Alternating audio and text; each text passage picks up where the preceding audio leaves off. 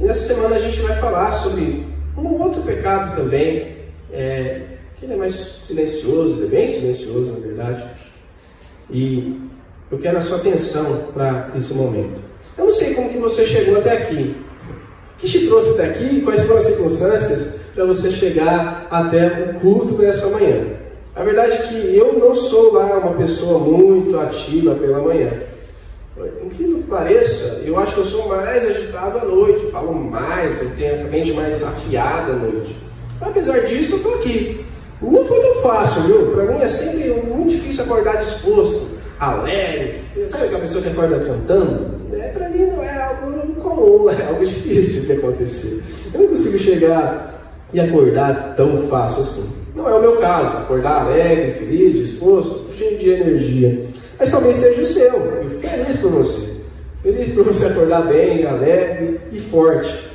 Mas olha, pode ser que a nossa indisposição seja outra. Não é nem sempre a questão de acordar cedo, né? Se bem que 9 da manhã, 10 da manhã, quando começasse às 9 da manhã ainda é tarde, né? Mas você começa às 10 da manhã, né? Então é bem cedo, bem tarde de se convir. Então, o que talvez seja a nossa indisponibilidade pode estar vinculado a outros motivos, outras coisas. Pode ser um desinteresse. O que eu vou fazer lá domingo de manhã? Domingo de manhã tem... Eu posso tomar um café da manhã e me acomodar no meu sofá e sentir o sofá me abraçando. Eu ficar lá trocando os canais esportivos. Para quem gosta do esporte, eu pelo menos gosto bastante.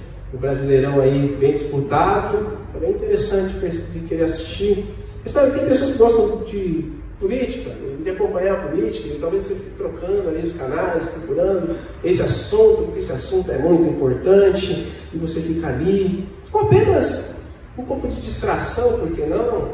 Assistir, maratonar uma série logo pela manhã, no domingo, né? Terminar os últimos 20 episódios que você tem, para terminar a saga da temporada que você está assistindo. Ou talvez você ter um entretenimento em pequenas doses, sabe? Aquele entretenimento que você tem girando as suas redes sociais, vendo aqueles conteúdos que muitas vezes são bem bobinhos, mas que distraem a mente, dá um pouquinho para você de felicidade, não sei.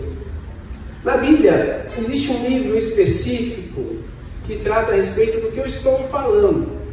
Talvez não tenha ficado muito claro, mas o livro de Provérbios é um livro cheio de axiomas. Axiomas são máximas, aquelas verdades absolutas. Aqueles ditados, melhor dizendo, no caso é um provérbio, onde tem um valor eterno, né? um valor intrínseco a ele mesmo. Aqueles princípios irrevogáveis que, se aqueles que se empenharem em aprender, sairão dali mais sábios. Essa é a ideia do livro de Provérbios, tornar cada um dos seus aprendizes sábios. E ele vai falar muito sobre sabedoria, prosperidade e êxito naquilo que a gente se propõe a realizar. O livro de Provérbios é esse livro que vai tratar sobre esses pontos, essas temáticas. Mas em comparação, em contraste, o livro de Provérbios também é um livro que vai falar sobre o pecado da preguiça. A preguiça muitas vezes parece tão inofensiva, quem não vai fazer nada, né? Só dorme. Mas é justamente isso, a preguiça ela vai te deixar tão acomodado em si mesmo, que você vai se tornar, e desculpa os termos, talvez sejam um pouco ofensivos, mas nos torna inúteis, medíocres, nos tornam, cada vez mais pessoas que não se apropriam de nada, não fazem nada, não querem saber de nada. E o livro de Provérbios é um livro que vai falar bastante disso. Eu quero ler com você um trecho. A gente vai ler outros trechos, porque não dá para falar tudo desse tema, né, em poucos versículos. Isso porque eu estou deixando vários para trás, mas vamos acompanhar aí Provérbios capítulo 26. A gente vai ler outros depois, mas esse versículo de número 13 em diante. Provérbios capítulo 26, versículo 13.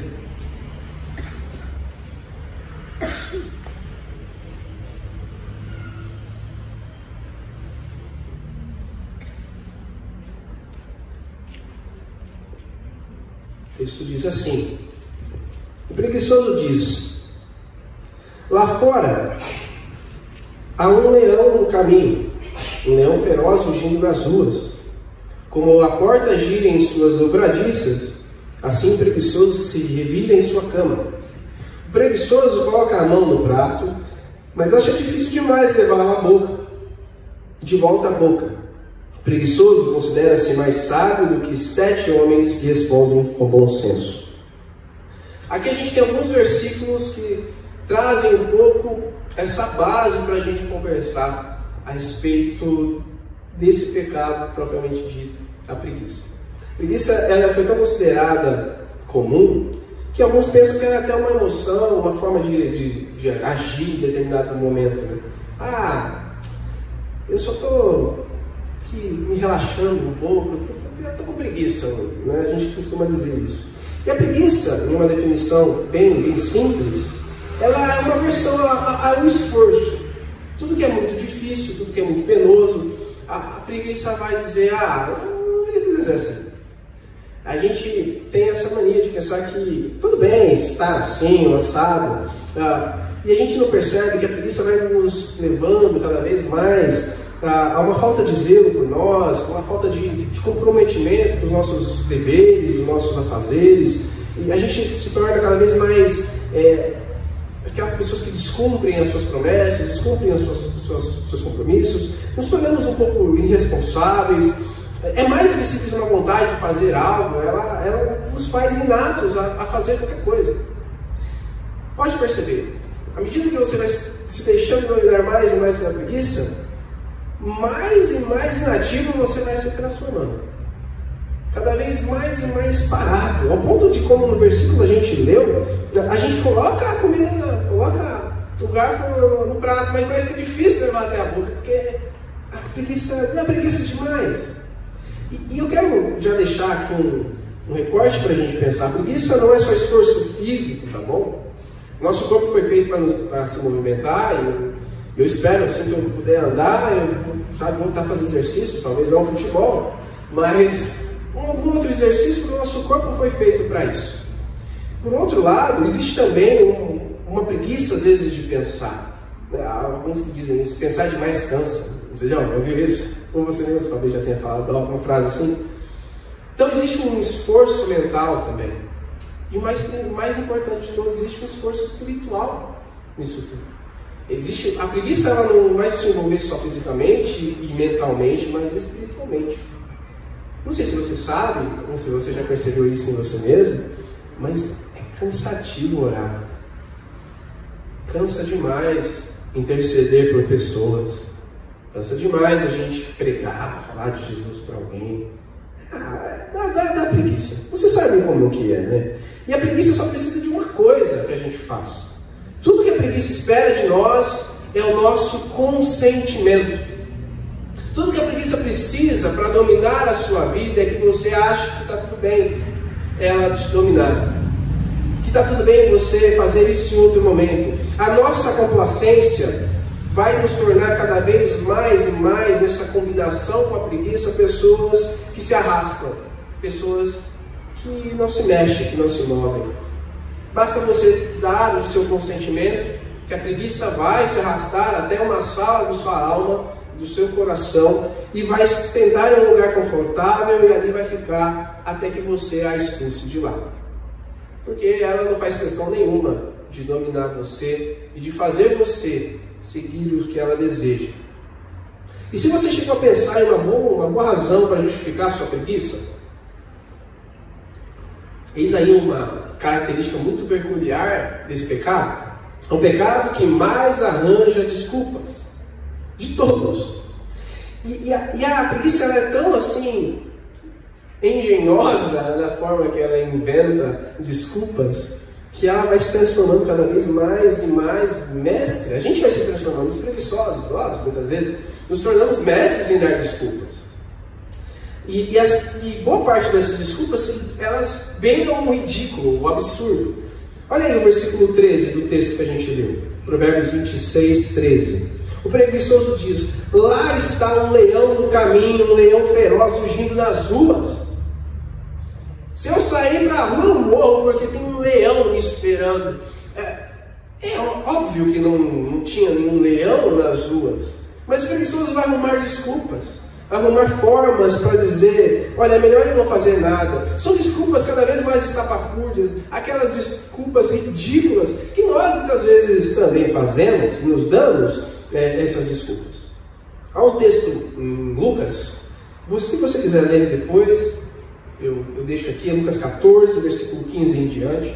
Eu não vou ler aqui, eu vou apenas citar. Mas no Evangelho de Lucas, Jesus está contando uma parábola sobre um casamento. E aí é interessante, porque ele fala, vá pelas... na verdade é uma festa, né? Ele não fala se é casamento, os outros evangelhos falam que é um casamento, mas o Evangelho de Lucas fala que é uma festa. E diz que ele quer que haja muitos convidados, que as pessoas participem da festa. Então vá e chame as pessoas. E aí os mensageiros do rei vai e começam a chamar, e as desculpas que foram dadas eram absurdas. Alguns diziam no meio da noite, eu não posso ir porque eu comprei um campo, por exemplo, desculpe, eu não posso ir. E é interessante porque comprou algo naquela noite, assim, comprou uma tecnologia, um fala, não, eu comprei algo marado, algo novo, e eu estou indo lá ver. Para ver se está tudo certo, desculpa, eu não posso ir. E é interessante porque é um absurdo você comprar algo tão caro e vai só ver agora. E aí as coisas vão se tornando cada vez mais absurdas, porque o último que dá desculpa disse, desculpa, eu acabei de me casar, eu não posso ir, desculpe-me. E aí a razão do casamento não é justamente festejar a vida e se alegrar. Não existe desculpa mais estapafúrdia, mais errada e mais ridícula do que essa. Em outras palavras, é que o preguiçoso, quando quer arrumar desculpas esfarrapadas, ele vai dar um jeito. E nós não somos muito diferentes, meus irmãos. Nós podemos falar tantas e tantas desculpas para vir à igreja, para servir ao Senhor aqui na igreja, ou servir ao Senhor fora daqui, porque é o mais importante, se quer saber, é você proclamar e dizer a respeito de Jesus. Nós podemos dizer, eu não estou pouco disposto hoje, estou doente, como muitos fazem em relação ao trabalho. Arrumam até atestado falso para dizer que estão cansados demais, doentes demais para trabalhar. O que aponta que, na verdade, a preguiça ela vai sempre dar um jeito de ficar acomodada, de viver no seu próprio mundo. E no fundo a gente sabe quando isso acontece conosco. A gente sabe quando estamos inventando simplesmente uma desculpa, seja ela por qualquer coisa que a gente possa estar precisando. Seja servir na igreja por qualquer ministério, seja abençoar pessoas, qualquer motivo. Seja um pedido de alguém da sua casa que lhe fez algo, eu preciso, você pode me ajudar? Tudo era bom. Enfim, a gente sempre dá um jeito de fugir do difícil. E a desculpa é especialista na preguiça. A preguiça é especialista em dar desculpas. E isso é bem interessante. Curiosamente ou não, nós podemos pensar que a preguiça é se transformar em alguém totalmente ocioso.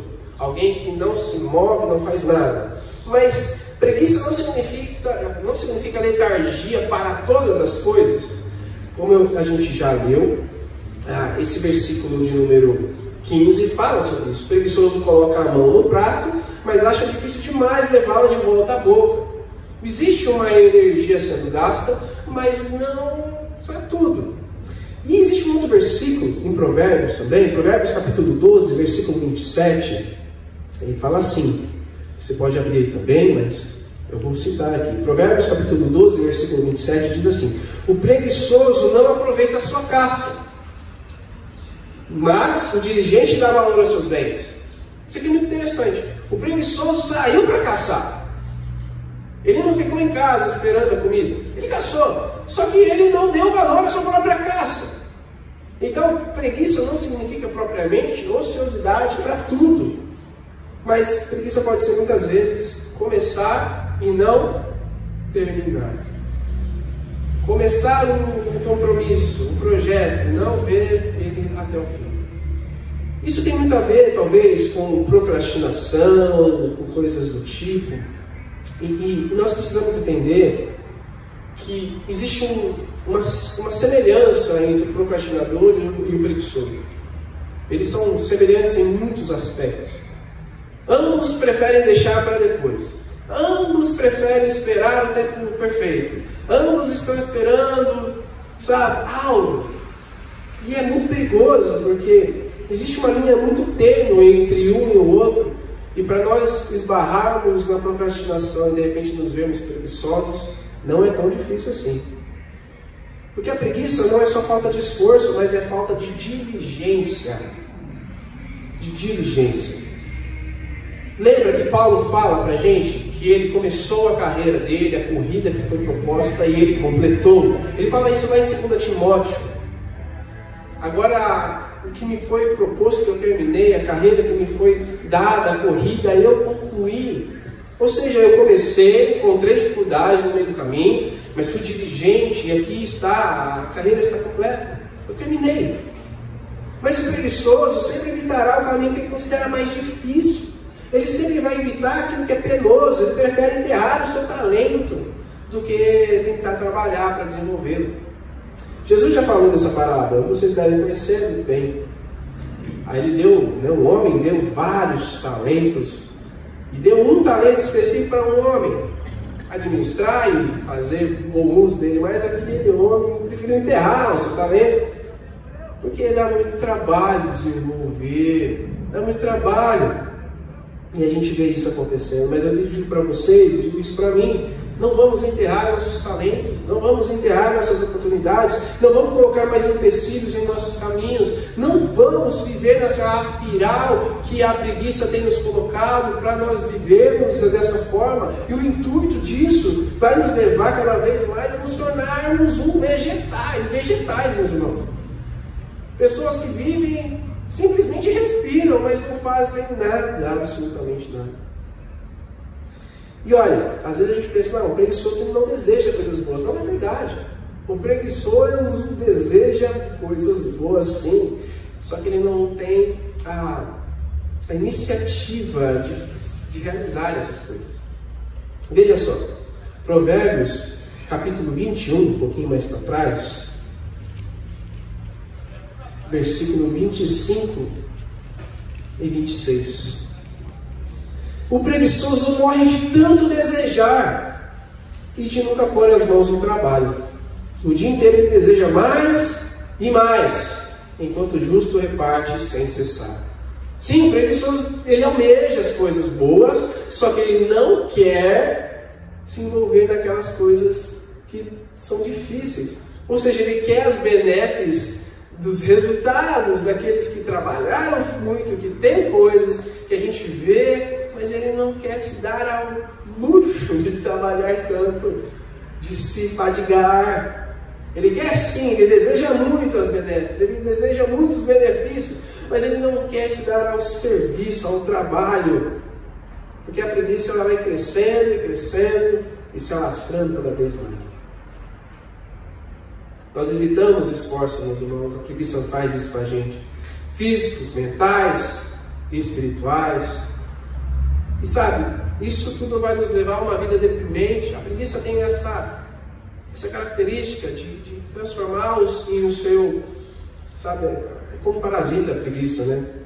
Então, ele faz da gente pessoas que não têm trabalho, não têm vitalidade, vigor para viver a vida, para fazer as coisas. E o pior, faz a gente viver uma vida sem propósito. Preguiçoso vai acabar se transformando cada vez mais nesse vegetal que não tem trabalho, não tem vigor e não tem propósito. Porque ele se acomodou. Ele está feliz nessa situação. Mas o que ele não percebe é que quanto mais ele deseja ter, ele nunca vai prosperar. Porque na preguiça, ninguém prospera. A preguiça, na verdade, empobrece. E a gente tem alguns textos aqui para a gente ler. Provérbios capítulo 10, versículo de número 4. As mãos preguiçosas empobrecem o homem, porém as mãos diligentes lhe trazem riqueza. A verdade é dura, mas a verdade é essa só, tá, gente? Quem não trabalha não prospera. Quem não se fadiga, não se esforça, não tem resultados. E mais ainda, que a gente vê muito preguiçoso trabalhando por aí. Verdade seja dita que existe muito preguiçoso trabalhando. Existe um provérbio para tratar disso. É o capítulo 18, versículo 9. Diz assim: quem relaxa em seu trabalho é irmão do que o destrói.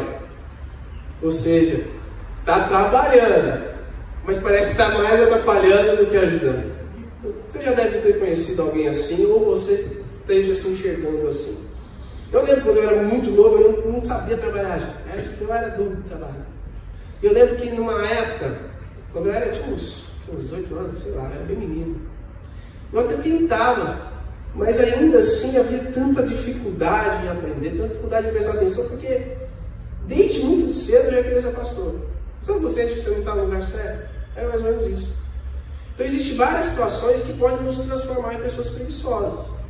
Pode ser a sua infelicidade com o seu trabalho. Então eu digo, tá tudo bem, se você não quer ser um preguiçoso, procure o trabalho certo para você. Senão você vai ficar distraído, você vai atrapalhar os queridões dos seus chefes, e aí depois você vai falar, o meu chefe não gosta de mim, sabe que me persegue. Mas muitas vezes é você que não está prestando atenção, que é relaxado no seu trabalho.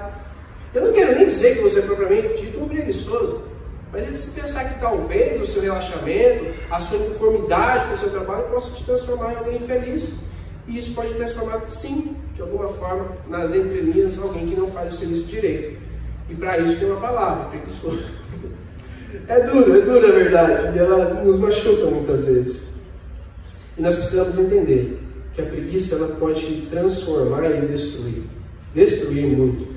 O provérbio número 19, versículo 15, diz que a preguiça leva ao sono profundo e o preguiçoso passa fome.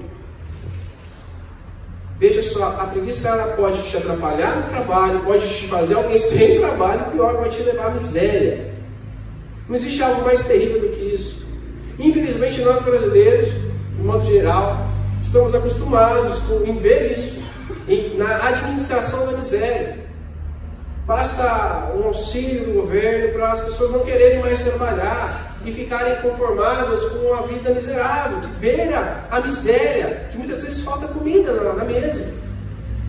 E nós precisamos entender que sim, existem muitas injustiças, sim, o mundo é terrível, a nossa sociedade é perversa, mas sim, existem preguiçosos.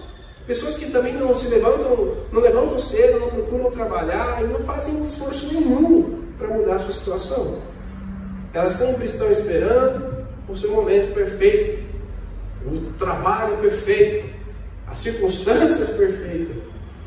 Mas, gente, nós precisamos ser diligentes, trabalhar duro com o que nós temos. E a preguiça, ela está sempre ali, girando através de si mesmo. O versículo de número 14 do texto que a gente leu no começo, Provérbios 26, versículo 14, diz: como a porta gira em suas dobradiças, assim o preguiçoso se revira em sua cama. Ela gira em círculos sem sair do lugar. Ela está ali em algum movimento consigo mesmo, focada em algo, porém não tem resultados. Porque é braço curto, falta energia, falta mais intenção no que está fazendo. E aqui no caso que a gente está vendo nesse versículo, revirar em si mesmo na cama, ele não sai do lugar. Ele está se movimentando, mas é um movimento infrutífero. Por isso que a gente precisa ter muita clareza sobre o que nós devemos fazer, por que Deus nos colocou aquilo, o que nos traz de fato propósito. Nós precisamos ter clareza a respeito do nosso propósito. A preguiça, meus irmãos, sempre vai se esconder também, em alguns momentos, atrás de uma máscara de perfeccionismo. Eu sei que existem pessoas que sim são perfeccionistas, sim, elas são minuciosas. Isso mostra talvez que elas queiram sempre o excelente. Ótimo. Mas algumas pessoas, elas dizem assim: eu preciso me preparar mais. Vou dar um exemplo, bem simples, com relação à espiritualidade. Nós poderíamos sair daqui e evangelizar mais pessoas. Mas nós podemos dizer: mas eu preciso aprender mais sobre o que Jesus é, o que Ele espera de mim. Eu preciso aprender mais, eu preciso me preparar, não concorda, pastor? Como que eu vou falar a respeito de Jesus por aí? E a gente já tem uma desculpa, e a gente já tem aqui também mais uma forma de girar em nós mesmos, em círculos. Nós podemos dizer, eu preciso de mais tempo, seja lá para aprender inglês. Essa é sempre a desculpa que eu dou. Por quê? Porque eu aprendo inglês há muito tempo, eu preciso aprender inglês. Mas eu preciso de tempo. E aí a gente começa a dizer e a dar várias razões para justificar algo que a gente não faz. A gente fala, eu só não faço isso porque se eu for fazer, eu quero fazer o melhor. Tem que ser perfeito.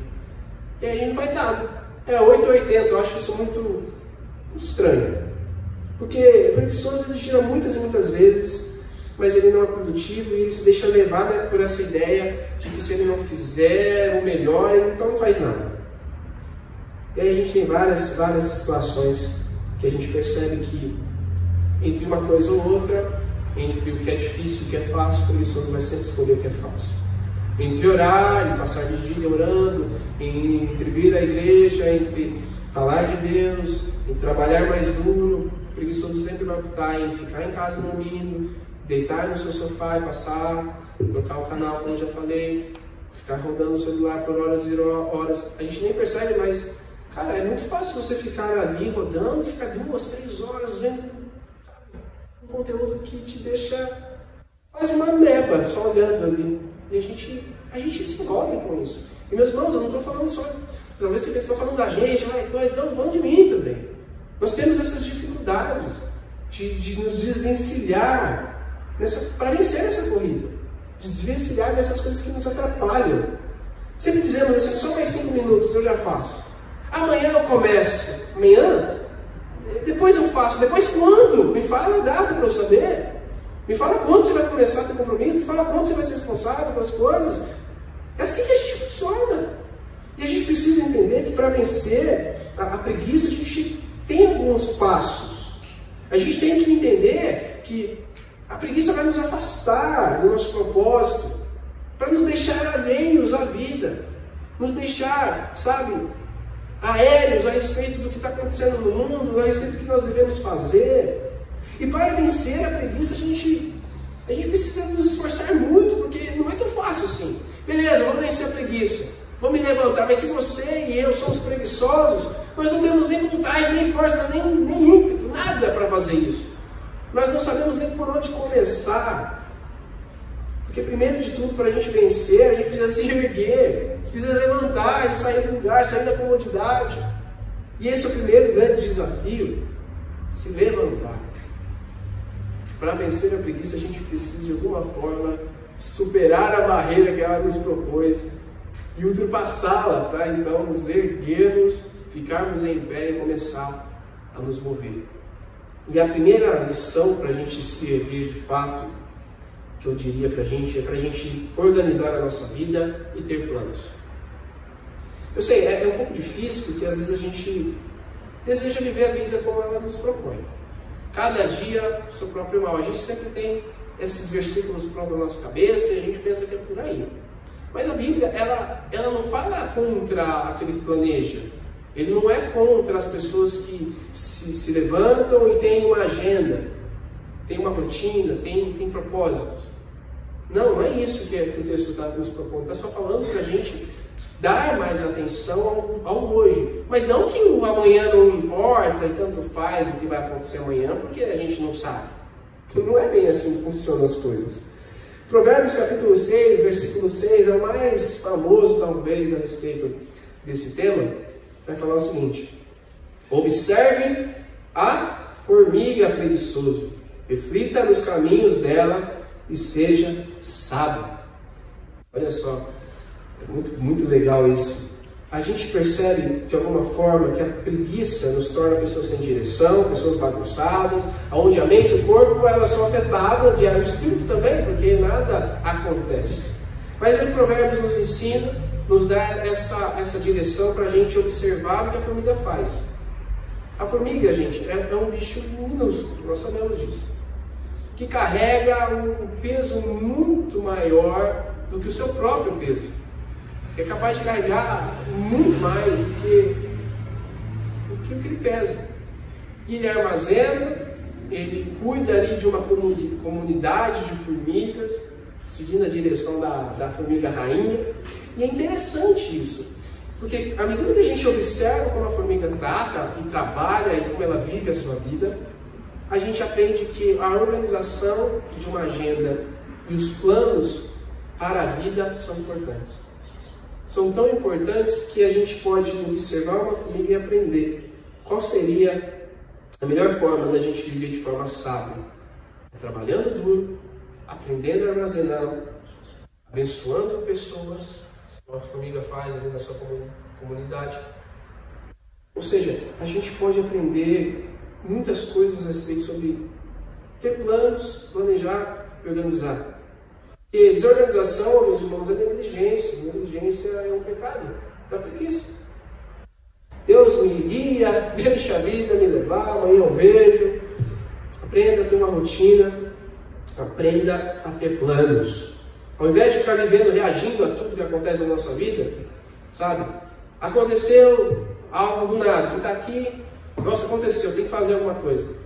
Então, vamos nos precaver, vamos tentar nos tornar mais produtivos, porque à medida que nós nos tornamos mais produtivos, nós vamos disparar tantas e tantas coisas, nós seremos mais prósperos, seremos mais realizados. Nós precisamos produzir, precisamos ter essas iniciativas e sermos intencionais nas tarefas que a gente está fazendo, sejam elas quais forem. E outra coisa, para você vencer a preguiça, você precisa deixar de lado os maus exemplos. E você precisa ter bons exemplos para vencer a preguiça. Porque a preguiça, gente, ela se alastra.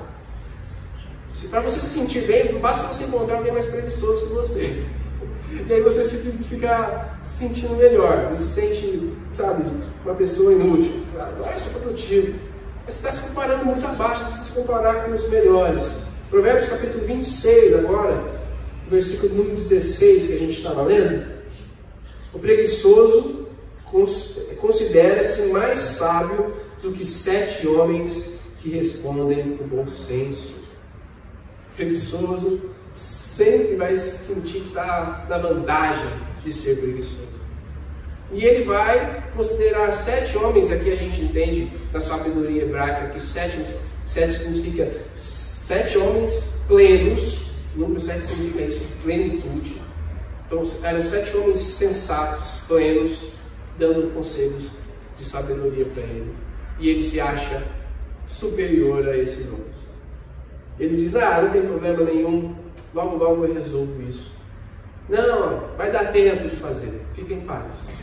E ele não tem senso de urgência, ele não tem senso de responsabilidade. O preguiçoso, ele não tem nada disso.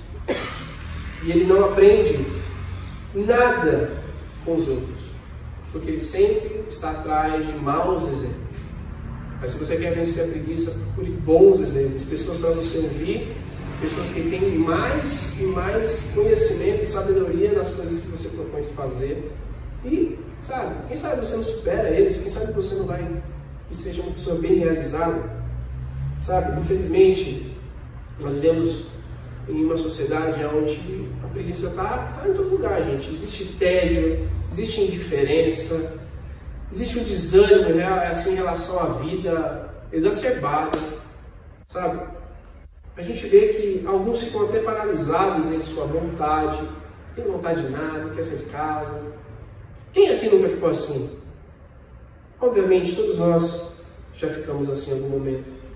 E o problema disso tudo, além de ser um pecado, é que a preguiça ela vai resultar em outras coisas, sabe, terríveis para a sua vida, para a sua saúde.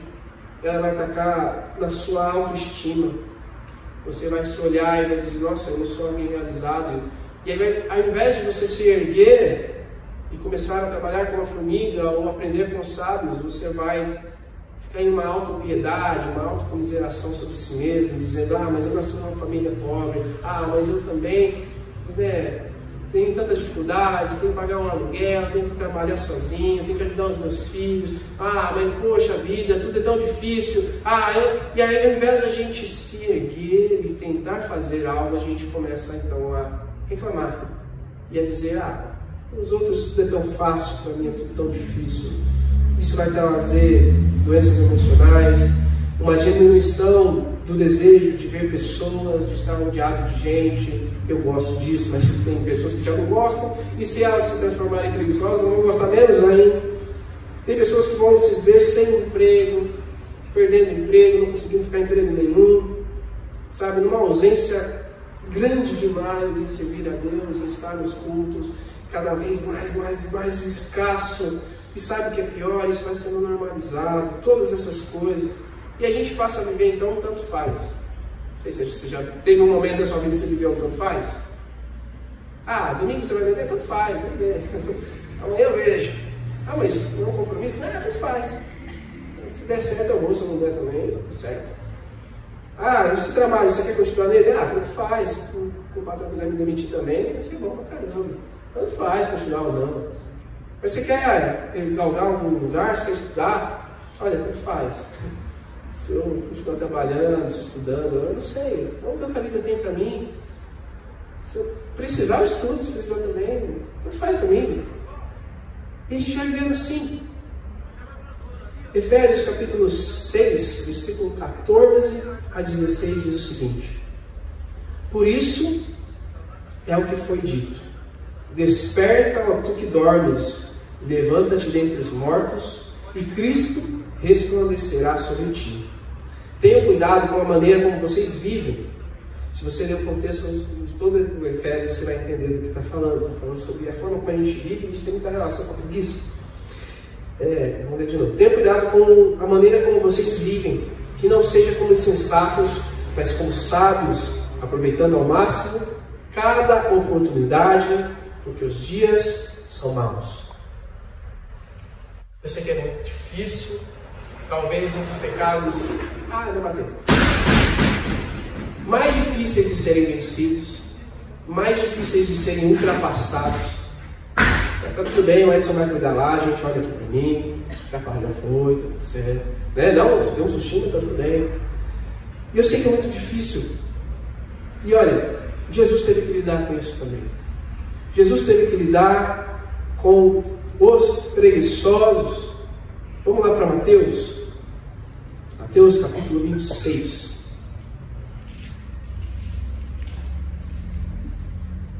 A partir do versículo 40.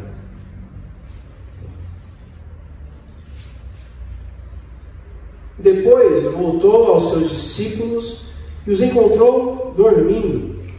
Vocês não puderam vigiar comigo nem por uma hora? Perguntou ele a Pedro. Vigiem e orem, para que não caiam em tentação. O espírito está pronto, mas a carne é fraca.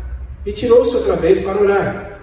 Meu pai, se for possível, afastar de mim este cálice, sem que eu o beba, faça-se a tua vontade. Quando voltou de novo, os encontrou dormindo, porque seus olhos estavam pesados.